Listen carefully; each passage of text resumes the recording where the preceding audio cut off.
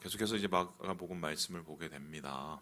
오늘은 예수님의 비유에 대한 말씀에 마무리를 하게 됩니다. 여러분, 비유라는 것은 앞에서 말씀드렸지만 이 파라볼레, 바로 옆에다 갖다 놓다, 던져 놓다라는 뜻이고요. 그것은 뭐냐면 원래 우리가 설명하고 싶은 것을 조금 더 자세하게, 조금 더 알아듣기 쉽게 만들기 위해서 그와 연관된 이미지, 상징 혹은 그런 것들을 놓고 비교하게 만드는 것입니다. 그래서 비유의 이제 가장 중요한 것은 이 비유를 통해서 이 메신저, 그러니까 말하고 싶은 사람이 이야기하고자 하는 그 내용을 파악하시는 건데, 예수님께서는 이 비유를 많이 사용하셨습니다. 뭐 여러 가지 이유가 있겠지만 그 당시 이제 이 유대인들의 교육 수준이 그렇게 높지 않았기 때문에 비유로 성경 설명하는 게 가장 좋은 방법이 아니었을까, 그렇게 생각이 되고요. 그럼 예수님께서 비유를 가지고 어떤 것에 대한 주제로 제일 많이 말씀하셨을까 생각을 해본다면 하나님 나라, 복음, 뭐 이런 것에 대한 얘기를 가장 강력하게 이야기하셨습니다. 오늘도 역시 이 비유는 하나님 나라, 복음, 말씀, 뭐 이런 것에 대한 것인데요. 특별히 오늘 말씀에 예수님께서는 자신의 비유가 무엇을 위한 것임을 이렇게 밝히고 있습니다. 우리 함께 26절의 말씀을 같이 한번 읽어보겠습니다. 시작. 또 이르시되 하나님의 나라는 사람이 씨를 땅에 뿌림과 같으니. 그러니까 여기서 나오는 모든 이야기들은 하나님 나라에 관한 것이다. 그러면 그 다음에 모든 것들은 그냥 옆에다 갖다 놓은 하나님 나라를 설명하는 것이라는 것입니다. 그래서 두 가지 이야기가 나오는데, 씨를 뿌리고 자라나는 그 상황, 그리고 두 번째 비유는 그 씨를 정확하게 더 표현을 하는데 겨자씨의 비유를 하고 있습니다. 그래서 겨자씨, 겨자나무, 그리고 겨자밭, 뭐 이런 얘기를 하고 있는데, 자, 그렇다면은 겨자라는 것은 도대체 어떤 모습일까요? 한번 보여주시죠. 이게 하솔이죠. 그러니까 요단의 동편입니다. 거기 유적지가 있고요. 거기 이제 겨자밭이 이렇게 있습니다. 뭐 같습니까? 유채꽃 같죠. 예. 제가 가서 봤는데 그것보다 오히려 좀 더 컸던 것 같아요. 이 꽃이 컸던 것 같고, 들판에 널려 있습니다. 겨자도 두 종류가 있어요. 흑겨자와 백겨자가 있어요. 근데 이제 하나는 이제 들판에 핀 거고, 한 판은 이걸 재배하고 뭐 잎도 먹고 뭐 그런 것 같은데요. 중요한 것은 그 당시 가장 흔한 풀 중에 하나가 뭐였다? 겨자였다는 것입니다. 근데 예수님께서는 많은 비유 중에 왜 특별히 하나님의 나라에 대한 것을 이 겨자밭에 비유를 했었을까? 오늘 그 얘기를 우리가 좀 하면서 우리에게 있는 그 하나님 나라의 비밀, 그 복음의 비밀, 뭐 이것을 한번 좀 살펴보려고 하는데요. 자, 그러면 질문을 합니다. 왜 겨자씨 한 알에 대한 이야기를 통해서 하나님 나라를 이야기하고 있을까? 첫 번째, 우리 같이 한번 읽어보도록 하겠습니다. 시작. 매우 작기 때문. 그러니까 이 겨자씨에 대한 이야기와 그리고 하나님 나라에 대한 이야기를 겹쳐놓은 것은 하나님 나라가 이 겨자씨의 성질인 매우 작은 것과 비슷하기 때문이죠. 우리 함께 31절의 말씀을 같이 한번 읽어보도록 합니다. 시작. 겨자씨 한 알과 같으니 땅에 심길 때에는 땅 위의 모든 씨보다 작은 것 이로되. 겨자씨 한 알과 같다. 내 땅에 심겨진다. 그런데 모든 씨보다 어떻게 해요? 작다. 제일 작다라고 얘기합니다. 정말 제일 작을까요? 다음 그림을 보여주시죠. 요만합니다. 정말 작아 보이죠. 그럼 제가 질문해 보겠습니다. 이스라엘에서 나오는 모든 씨앗이 있을 텐데 그 씨앗 중에 겨자씨가 제일 작을까요? 예? 이게 의외로 좀 이렇게 밥풀 한 4분의 1만 합니다. 그래도 좀 크기가 있어요. 맨 처음에 저는 이거를 받고 이게 불었나? 그렇게 했는데, 제가 분명히 이제 그 다른 분이 겨자씨라고 가져온 걸 봤는데 그거보다는 좀 큰 거예요. 그래서 나중에 확인을 해보니까 그분이 갖고 온 거는 담배씨였고요. 제가 받은 거는 겨자씨였습니다. 그래서 이 담배씨를 왜 거기서 그 겨자씨라고 속이고 파느냐? 담배 씨앗이 겨자씨보다 훨씬 더 작기 때문이에요. 그러니까 모든 씨앗 중에 작다라는 말은 정확하게는 맞지가 않죠. 그런데 왜 이런 표현을 쓰냐면 우리나라도 비슷한 표현이 있죠. 야, 좁쌀만 해, 좁쌀만 해. 좁쌀이 제일 작진 않죠? 근데 좁쌀이라고 표현하는 것은 우리가 생각할 때 작다의 대명사죠. 마찬가지로 이 겨자씨라고 얘기하면 그 당시 유대 사람들이 생각할 때 가장 작은 것이라고 생각할 정도의 아주 미약한 것을 의미합니다. 그렇다면 왜 이 작은 것을 하나님 나라에 빗대어서 이야기했을까? 여러분, 말씀의 시작, 복음의 시작, 하나님 나라의 시작을 한번 생각을 해봅시다. 복음의 시작은 바로 예수 그리스도십니다. 예수 그리스도께서 오시기 전에 세례 요한이 어디에 나갔습니까? 광야, 요단강에 나가서 회개하라고 막 외쳤습니다. 그 외치는 그 사람을 뭘 보려고 사람들이 막 갔죠. 그런데 많이 몰려왔어도 그 절대적인 유대인 숫자를 비하면 아주 소수죠. 그런데 그 소수 중에서 예수님을 따르는 이들이 생겼습니다. 그러니까 예수님의 맨 처음의 사역은 사실은 굉장히 미약한 사역이었죠. 그리고 예수님을 따르는 사람들조차도 굉장히 미약한, 이게 될성심야 하는 정도의 수준의 존재들 가치였어요. 그런데 그것이 어떻게 이루어집니까? 나중에 예수님을 통해서 복음이 선포되고 12제자를 통해서 복음이 나타나고 그리고 예루살렘 그리고 온 유대 그리고 사마리아 그리고 땅끝까지 이르러서 예수 그리스도의 복음과 하나님의 나라가 임하게 되는 거죠. 그 시작은 매우 미약하였다. 그래서 어느 곳이나 이 하나님의 나라가 이루어지는 것, 그리고 우리가 부흥이라고 한번 얘기해 본다면 그 부흥의 시작은 절대로 클 수가 없습니다. 중요한 것은 씨앗 그 자체가 중요한 거예요. 그 씨앗이 진짜 씨앗인지 아니면 그 씨앗이 짝퉁 씨앗인지 가라진지 정말 알곡인지 그게 중요하고요. 근데 한 알의 그 시작을 통해서 하나님의 역사와 그리고 하나님 나라가 이루어진 거죠. 여러분 아시겠지만 대부흥의 시작이었던 이 스코틀랜드, 거기에서 일어난 이 부흥을 한번 살펴보면 어떻게 그게 일어났냐? 작은 교회에 청년들 2명이 기도하다가 이 부흥이 시작이 된 겁니다. 항상 그래요. 시작은 작습니다. 그런데 그 시작의 불이 세상을 덮는, 바로 이것이 하나님 나라의 모습과 똑같다. 그러면서 겨자씨 한 알이 작지만 나중에 큰 일을 한다. 그것을 가지고 비유하기 위해서 겨자씨 한 알에 비유했다는 것입니다. 두 번째로 그렇다면은 겨자씨 한 알은 어떤 것일까요? 우리 같이 한번 읽어보도록 하겠습니다. 시작. 스스로 자라기 때문. 이 겨자씨 한 알의 천국과 하나님 나라를 비유한 것은 매우 작은 시작일 뿐만 아니라, 그런데 이게 스스로 자생하는 능력이 있기 때문이라고 말을 하고 있습니다. 우리 함께 28절의 말씀을 같이 한번 읽어보도록 합니다. 시작. 땅이 스스로 열매를 맺되 처음에는 싹이요 다음에는 이삭이요 그 다음에는 이삭의 충실한 곡식이라. 땅에 이 겨자씨가 떨어졌는데 어떻게 되느냐? 처음에는 싹이 좀 납니다. 그리고 이삭이 나죠. 그리고 이삭이 나서 가지가 자라고 나중에 충실한 곡식이 이제 나오고 이 소리인데, 근데 이 열매를 맺는 과정을 뭐라고 표현하면 스스로라고 얘기합니다. 스스로. 자, 그렇다면 이 스스로라는 이 말, 사실 이 얘기를 들으면 제일 열받을 사람들이 누구냐면은 이 농사를 하는 사람들이 아닐까 싶습니다. 여러분, 쌀 아시죠? 쌀을 어떻게 씁니까? 십자에다가 위에 팔, 아래 팔. 그래서요, 이게 진짜인지 모르겠지만 제가 볼 때는 아닌 것 같아요. 원래는 이게 그 벼의 모습을 이렇게 상형해서 만든 게 이게 쌀의 모습이거든요, 사실. 근데 이걸 이야기를 스토리텔링을 하는 거죠. 어떻게 해요? 쌀 한 톨이 만들어지기 위해서는 몇 번을? 88번의 노력이 있어야 된다. 이러고 이제 스토리텔링을 만든 겁니다. 그러면은 한마디로 88번의 노력이 하면 뭡니까?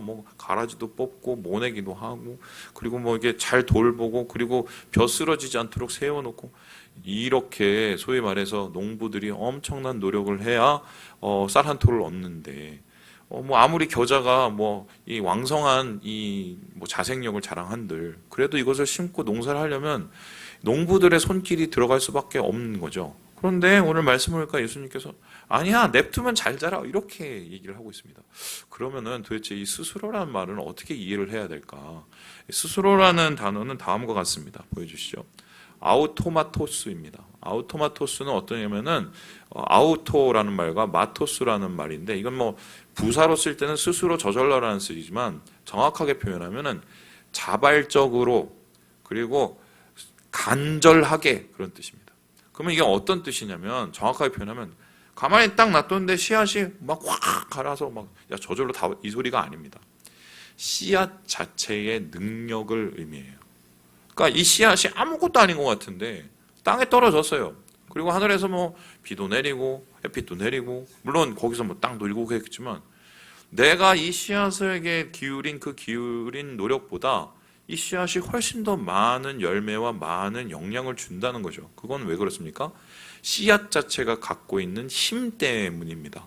마찬가지로 하나님 나라도 이렇게 이루어지는데, 하나님 나라의 확장은 어떻게 이루어지느냐?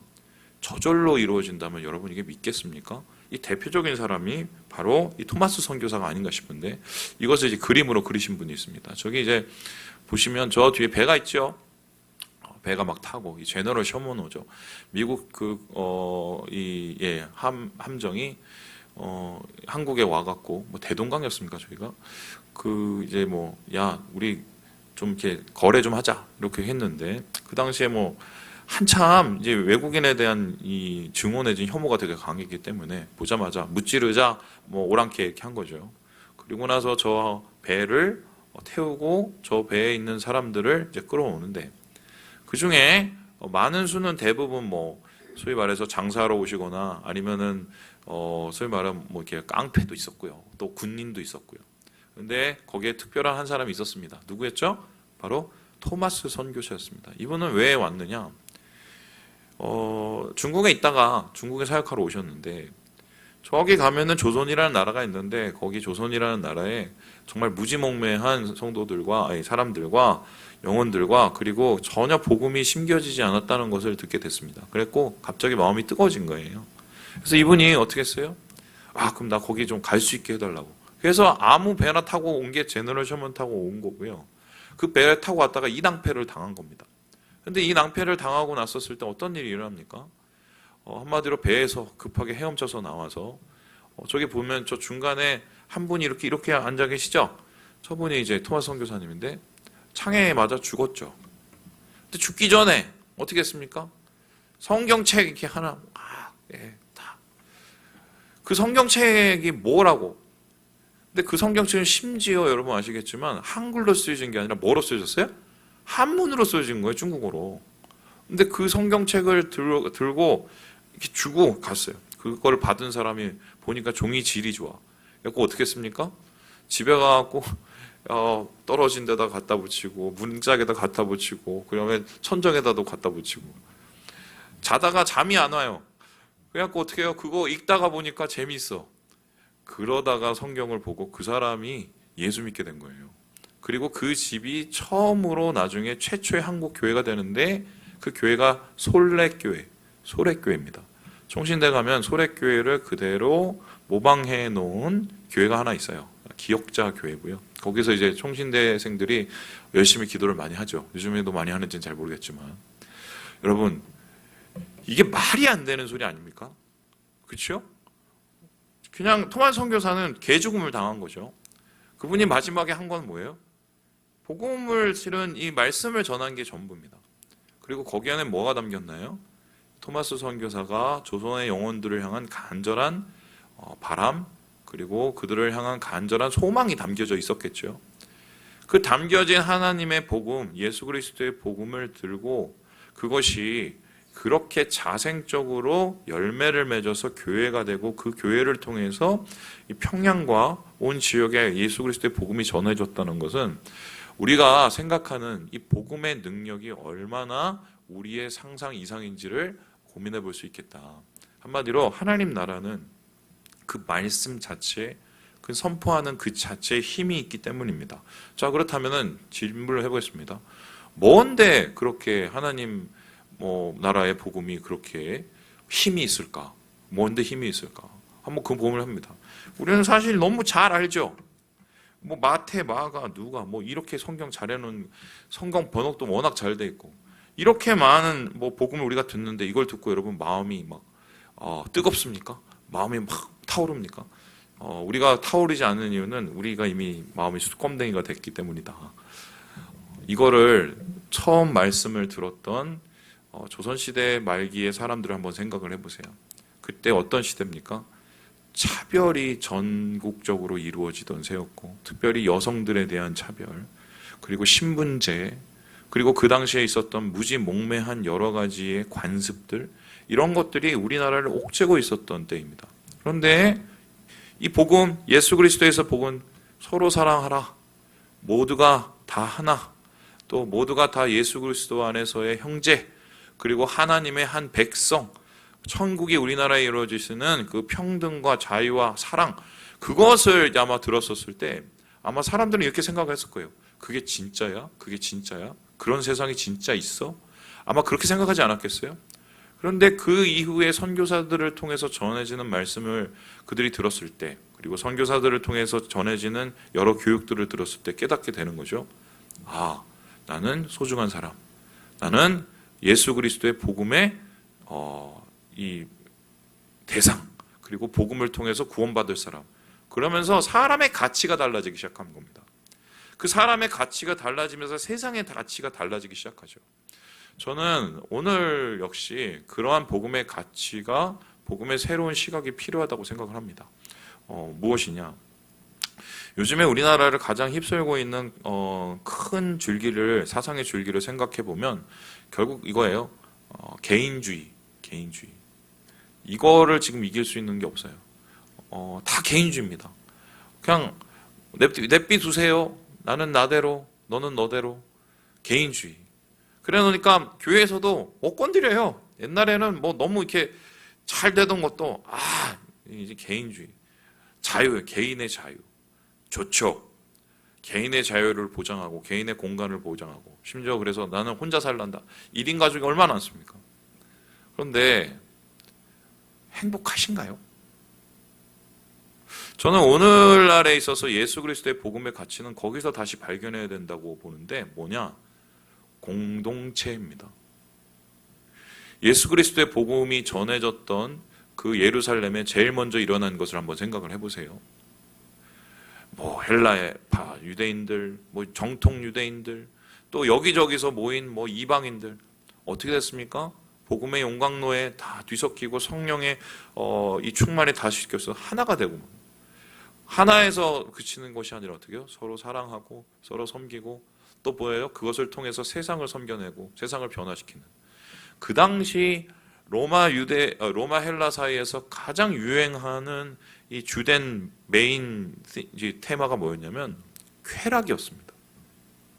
그래서 오죽했었으면은 쾌락을 위해서 성, 식욕 이런 것들을 모두 이용하고, 여러분 아시죠? 폼페이에서 유적이 발견됐는데 뭐 이상한 그릇이 하나 쓰고 이거 뭐냐고 물어봤더니 나중에 토하는 그릇이에요. 토하는 그릇. 토하고 또 먹고 토하고 또 먹고.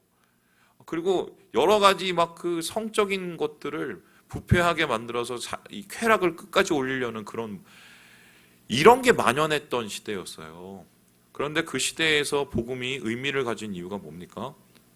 그 쾌락의 끝에 허무함을 사람이 가지고 그걸 해결을 못한 거죠. 아이들은 버려지고, 그리고 소위 말해서 사람다움은 전혀 없어지고, 그때 공동체였던 첫 번째 교회들이 한 일은 조건 없이, 그리고 어떤 이익 없이, 계산 없이 세상을 섬기고 가난한 자, 약한 자를 섬기고, 그리고 높음과 낮음의 차별이 없는, 자유인과 노예의 차별이 없는 교회를 만든 거였어요.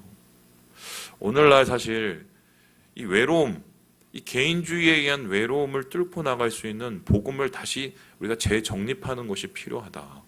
안 그러면 저는 끝이 빤히 보이는데요. 아마 집에 앉아서 앞으로 더 이제 이게 개발되겠죠. 지금은 이러고 앉았는데 좀 있으면 이러고 앉을 거예요. 조금 막 이러겠죠. 이러고 다 앞버서 누워갖고 이러고 있을걸요.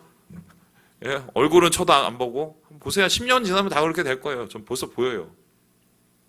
그 시대의 복음은 그 가상을 벗기는 진실이 되어야 된다. 저는 그렇게 생각하고요. 바로 그러한 복음의 능력을 통해서 우리나라가 변했습니다. 그래서 예수님께서 겨자씨 하나의 비유, 이 복음 자체가 가지고 있는 자생력, 그것이 세상을 변화시킬 수 있다는 것을 우리에게 말씀하고 있는 것입니다. 마지막으로, 그렇다면 왜 예수님은 겨자씨 하나의 비유를 했을까? 우리 같이 한번 읽어보도록 하겠습니다. 시작. 잡초이기 때문. 그러니까 매우 작은 시작입니다. 하지만 그 복음 자체를 가진 자생력 때문에 하나님의 나라가 이루어지고 하나님의 역사가 이루어집니다. 그런데 이제 질문하는 겁니다. 누구를 통해서? 그 한 알의 그 겨자씨 하늘이 도대체 누구를 통해서 하나님 나라를 이루게 하냐는 거죠. 그렇게 얘기를 했었을 때 주님께서는 이렇게 말씀을 하시는데요.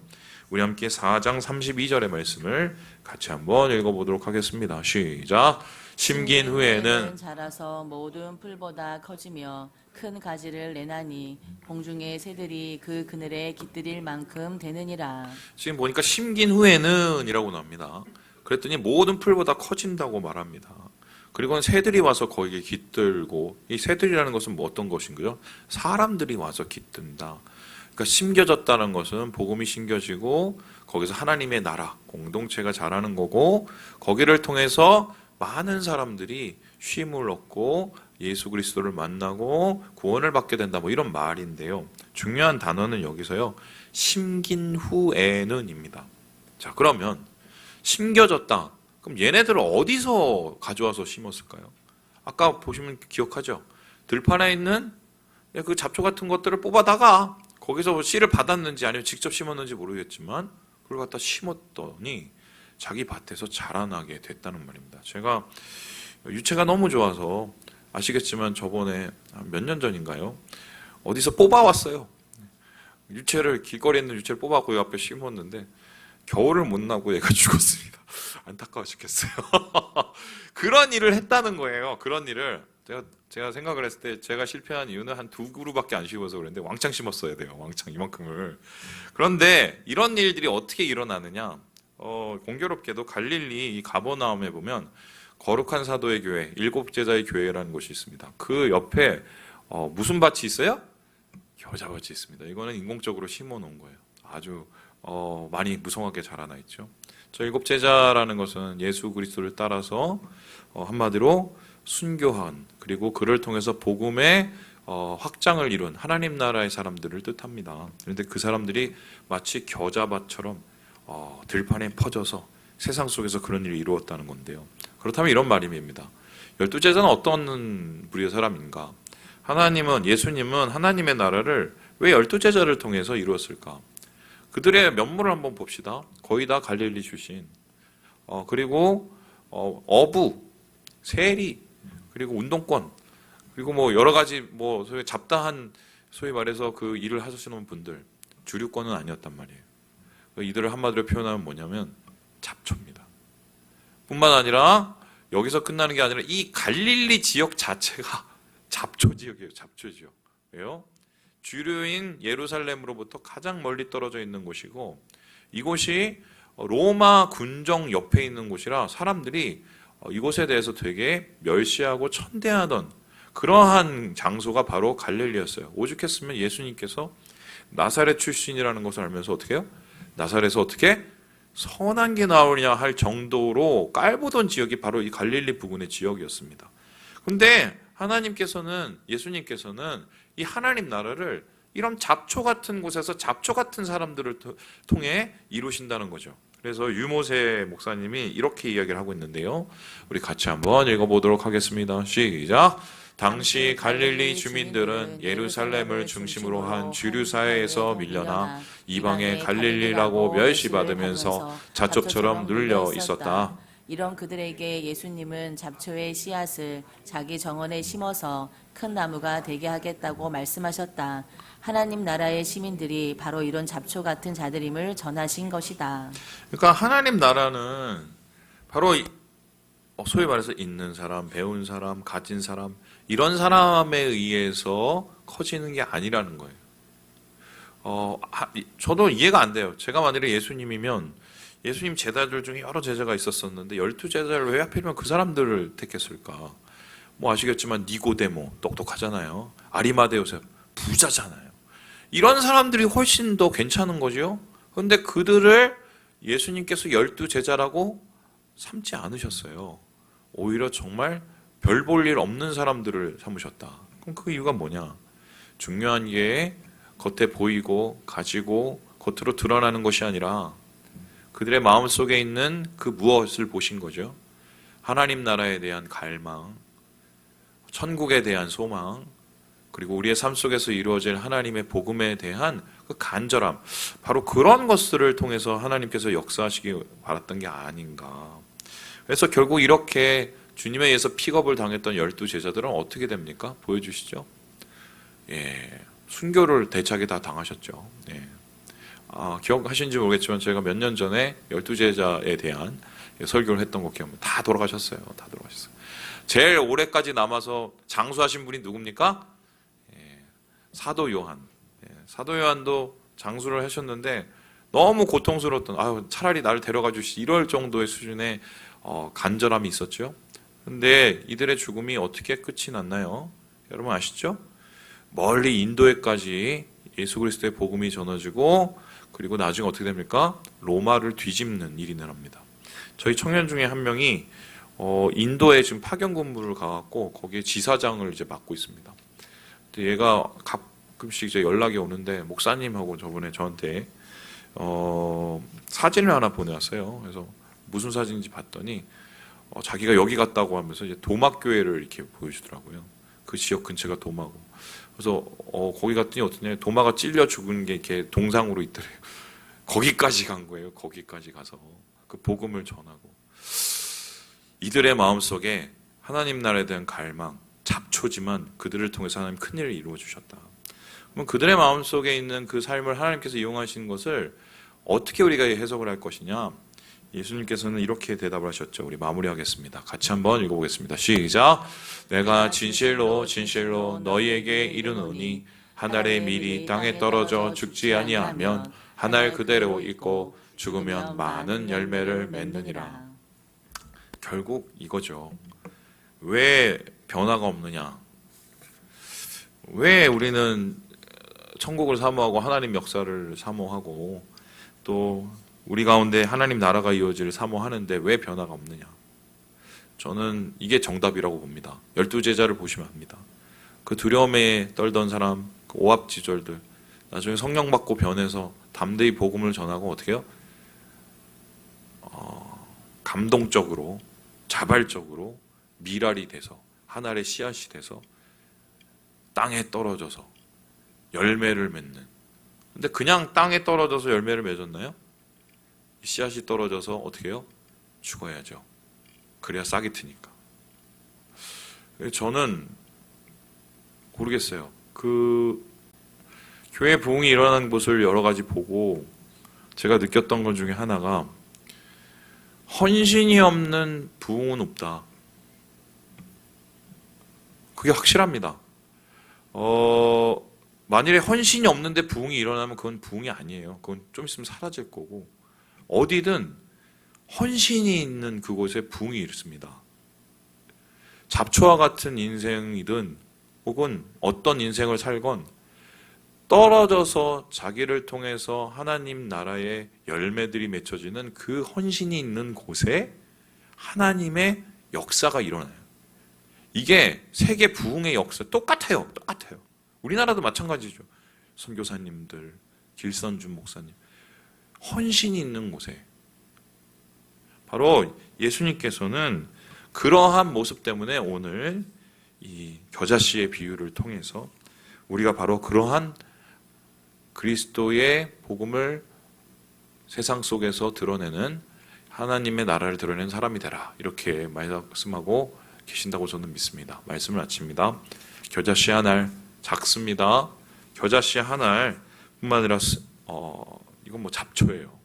하지만 그 한 알의 능력, 우리를 통해서 이루시는 하나님의 계획 기억하시고 주님 안에서 큰 꿈을 함께 꾸시는 우리 모든 형제 자매들 되시길 주님의 이름으로 축원합니다.